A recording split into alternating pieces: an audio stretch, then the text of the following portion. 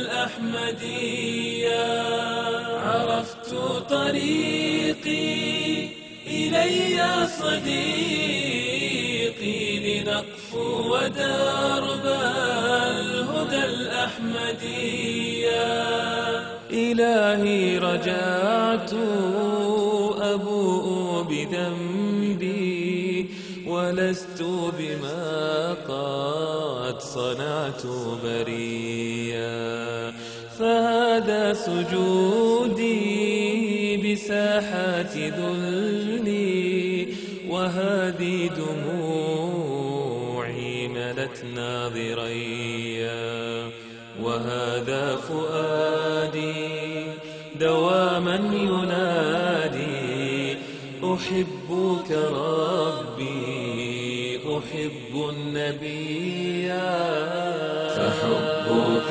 ربي شفيع لذنبي ولولاه ربي.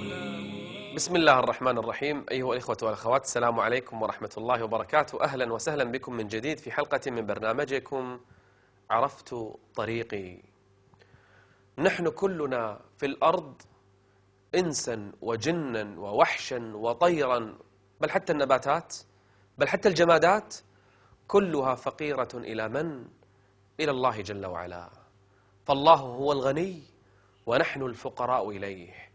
يا أيها الناس أنتم الفقراء. لو عندك 100 مليون، لو تمتلك قصور وشركات ومؤسسات، لو أنت تحكم أعظم دولة على الأرض، فأنت فقير. يا أيها الناس أنتم الفقراء إلى الله، أنتم الفقراء إلى الله والله هو الغني، والله هو الغني الحميد. إن يشأ يذهبكم، إن يشأ يذهبكم ويأتي بخلق جديد وما ذلك على الله بعزيز. انظر إلى خلق الله جل وعلا كم هم مفتقرون إليه. أرأيت الماء؟ الماء الذي تشربه، من الذي أخرجه من الأرض؟ من الذي أنزله من السماء؟ من الذي أذن بتحليته؟ من الذي قدر أن يأتيك وتمسكه بيدك؟ من الذي يأذن لك أن تشربه؟ من سمح لك أن ينزل الماء من فمك إلى جوفك؟ من الذي أرواك؟ إنه الله. لو شاء ربك شربة الماء هذه والله لا تستطيع أن تشربها. كيف؟ أليس هناك الآن من على فرشهم لا يستطيعون أن يشربوا شربة ماء؟ أليس هناك اليوم في البشر من يموتون عطشا كل يوم وليلة؟ نحن فقراء حتى بشربة الماء. إي والله. يا أيها الناس أنتم الفقراء إلى الله والله هو الغني الحميد. بل والله شربة الماء هذه لو شربتها ولم يأذن الله عز وجل بخروجها منك لم تستطع إخراجها. تخيل لو أنك أحصرت ولم تستطع إخراج شربة الماء هذه، ماذا ستفعل؟ لمن ستلجأ؟ إنه الله جل وعلا. كم من ذرة في الأرض سخرها الله عز وجل لنا لكننا لا نشعر بهذا. افتقر إلى الله جل وعلا. إبراهيم الخليل كان فتى صغيرا كسر الأصنام، وقف أمام أبيه وعمه وقومه والمجتمع كله يدعوهم إلى الله جل وعلا، فربطوه قيدوه وجمعوا حطبا شهرا كاملا ليحرقوه فيه، فربطوه في منجنيق لأن النار عظيمة، واجتمع الناس ينظرون إليه كيف يحترق في النار. نار عظيمة حتى أن الطير إذا مرت فوقها سقطت من شدة حرها. فإذا بجبريل سيد الملائكة أمين الوحي، أعظم الملائكة، الذي بجناحه قلب أمة بأجمعها بصيحة، دمر أمة. جبريل قادر على أن ينقذ إبراهيم الخليل. جاء لإبراهيم عليه السلام وهو فتى مربوط بالمنجنيق، يريدون أن يرموه في ذلك أو في تلك النار، فجاءه جبريل قال: يا إبراهيم، ألك إلي حاجة؟ تريد شيئا مني؟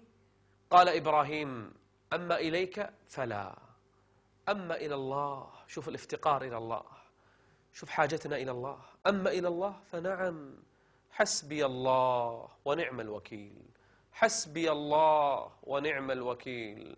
قل لن يصيبنا إلا ما كتب الله لنا، هو مولانا، افتقر إليه وحده، هو مولانا، وعلى الله فليتوكل المؤمنون.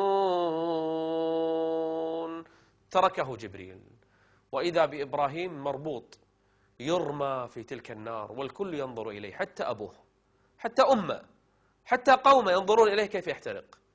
فسقط إبراهيم في النار، فلم يحترق منه إلا الحبل الذي حوله. قلنا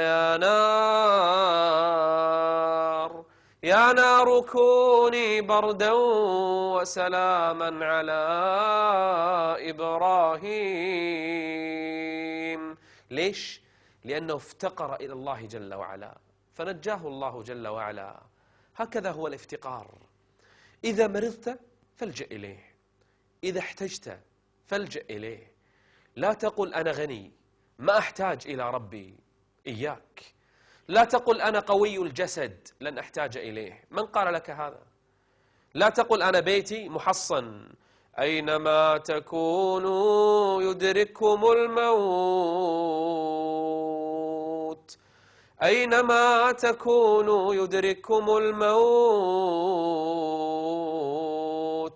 يدرككم الموت ولو كنتم في بروج مشيدة. لو كنت في حصن من الحصون، لو كنت في قصر من القصور، أنت محتاج إلى رب العالمين. والله لو منع الله عنك لقمة على مائدة من الموائد تريد أن تأكل، ما الذي يمنعك؟ لقمة في صحن مليء في الطعام، فقط تمد إيدك وترفع إيدك وتأكل هذه اللقمة. لو منعك الله عنها والله لن تأكلها. قل اللهم مالك الملك تؤتي الملك من تشاء وتنزع الملك ممن تشاء وتعز من تشاء وتذل من تشاء بيدك الخير إنك على كل شيء قدير. الله جل وعلا هو مالك الملك وحده، هو القهار، هو العزيز، بيده كل شيء له، وبيده مقاليد السماوات والأرض. افتقر إليه، حس أنك محتاج إليه. لا تمشي خطوة إلا وعندك يقين أنني لن أستطيع أن أخطو الخطوة الثانية إلا إذا أذن الرب عز وجل لي بهذا.